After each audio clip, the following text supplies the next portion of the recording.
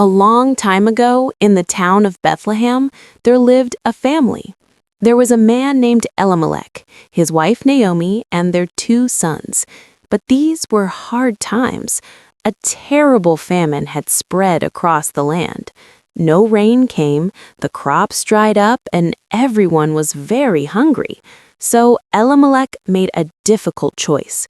He packed up his family, and they left their home in Bethlehem. They traveled to a foreign country called Moab, hoping to find food and a new life there. Things seemed better in Moab for a little while, but then a new sadness struck. Elimelech, Naomi's husband, became sick and died. Naomi was now a widow in a strange land, with only her 2 sons. As the years passed, her sons grew up and married 2 wonderful women from Moab, named Orpah and Ruth. Naomi loved them like her own daughters. But after about 10 years, another terrible tragedy happened. Both of Naomi's sons also died. Now Naomi was all alone in Moab, with no husband and no sons. She felt completely broken. She heard a rumor that back in her homeland of Bethlehem, the famine was finally over, and God was providing food for the people again. Naomi decided she must return home. Her 2 daughters-in-law, Orpah and Ruth, began the journey with her. But on the road, Naomi stopped. She turned to the young women and spoke with a heart full of love for them. She said they should not come with her. She told them to go back to their own mothers in Moab. She prayed that God would be kind to them and help them find new husbands and happy lives. This was a very sad moment. All 3 women cried together. Orpah, after many tears, kissed Naomi goodbye and turned back toward Moab. But Ruth did something different. She held on to Naomi tightly and would not let go. Naomi saw that Ruth was determined to stay.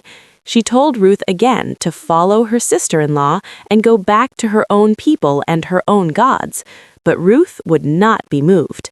Then Ruth spoke some of the most famous words of loyalty ever recorded. She said to Naomi, "Please do not ask me to leave you or to stop following you. I will go wherever you go. I will live wherever you live. Your people will become my people. Your God will be my God. I will die where you die, and I will be buried there. May the Lord punish me terribly if I let anything but death separate us." When Naomi heard this powerful promise, she knew she could not argue any more. So the 2 women, Naomi and her loyal daughter-in-law Ruth, continued their long journey together until they arrived in Bethlehem. Their arrival caused a big stir in the town. The women there said, "Can this really be Naomi? She looked so different after all her years of hardship." Naomi told them, "Do not call me Naomi, which means pleasant. Call me Mara, which means bitter, because God has made my life very bitter. I left this town full, but I have returned empty." It was the time of the barley harvest when they arrived. Ruth knew they needed food, so she said to Naomi, "Let me go to the fields. I will follow behind the workers who are cutting the barley. I will gather the grain they leave on the ground for us." This was called gleaning, and it was a way for poor people to get food. Naomi agreed. Ruth went out and by chance, or perhaps by God's plan, she found herself working in a field that belonged to a very important man. His name was Boaz, and he was a relative of Naomi's late husband. Boaz came to his field from Bethlehem and greeted his workers. He noticed Ruth right away and asked his foreman, "Who does that young woman belong to?" The foreman explained, "She's the Moabite woman who came back with Naomi. She asked if she could glean behind the workers, and she has been working very hard all morning."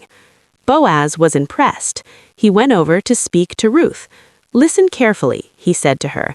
"Do not go to glean in any other field. Stay here in my field with my young women. Keep your eyes on the part of the field where my workers are harvesting and follow along behind them. I have ordered my young men not to bother you. Whenever you are thirsty, go and drink from the water jars my men have filled." Ruth was amazed. She bowed down to the ground and asked, "Why are you being so kind to me? I'm just a foreigner." Boaz replied, "I have heard all about what you have done for your mother-in-law, Naomi. I know how you left your own father and mother and your homeland to come and live with a people you did not know before. May the Lord, the God of Israel, reward you fully for what you have done. May you find safety under God's protective wings." Ruth thanked him and said, "You have comforted me and spoken kindly to me, even though I am not as important as one of your servants." At mealtime, Boaz invited her to eat with him and gave her so much food she was full and still had some left over. Then he gave special orders to his workers. He told them to glean right among the sheaves, not just on the edges. He also told them to pull out some good stalks of barley from the bundles on purpose and leave them for her to find. Ruth worked hard all day. When she beat out the grain she had gathered, she had a huge amount, almost a whole basket full of barley.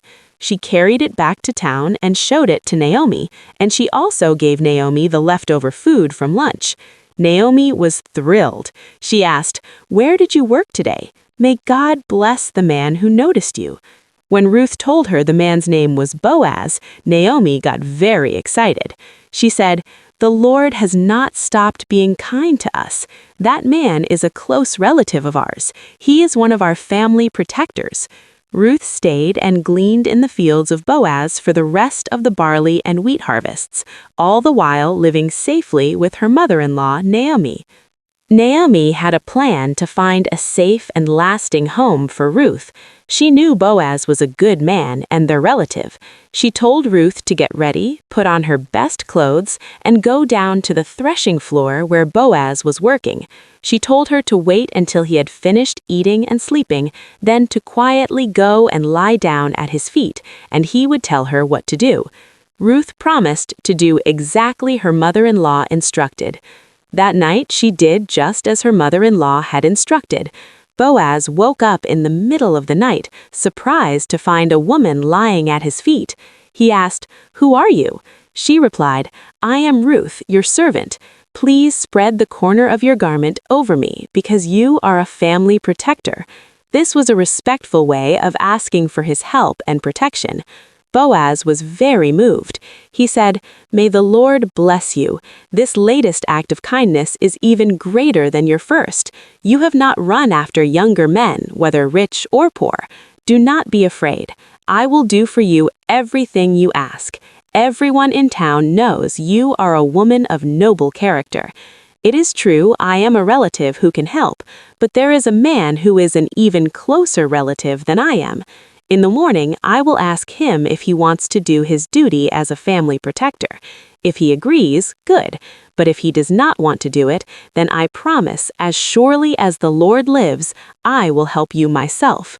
Ruth stayed there until morning, and Boaz sent her home with a generous gift of barley for Naomi. Boaz went to the town gate, which is where business was done. When the other relative passed by, Boaz called him over along with 10 of the town elders to be witnesses. He explained that Naomi was selling a piece of land that belonged to her husband, and as the closest relative, this man had the first right to buy it. The other relative said he would buy it. Then Boaz added, "On the day you buy the land from Naomi, you also acquire Ruth the Moabite, the dead man's widow, to be your wife." This changed everything. The other relative said he could not do it because it might cause problems for his own family. So he took off his sandal, which was the custom for showing a deal was finished, and told Boaz to buy the land himself. Boaz announced to all the people and elders, "Today you are witnesses. I have bought from Naomi all the property that belonged to her husband and sons, and I have also acquired Ruth to be my wife." All the people and elders blessed them. They prayed that Ruth would be like Rachel and Leah, who built the house of Israel. They prayed Boaz would have standing and fame, and that through this marriage God would give them children. Boaz and Ruth were married, and the Lord blessed them with a son. The women of the town said to Naomi, "Praise the Lord, he has not left you without a family protector today. May this child become famous in Israel. He will renew your life and take care of you in your old age. For your daughter-in-law, who loves you and is better to you than 7 sons, has given him birth." Naomi took the baby and held him in her arms. She became his caregiver. The neighbor women gave him a name, saying, "A son has been born to Naomi." They named him Obed. This baby boy, Obed, grew up.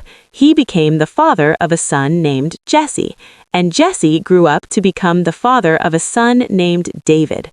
So Ruth, the loyal Moabite woman who chose to follow God during the hardest time of her life, became the great-grandmother of King David, the greatest king Israel ever had.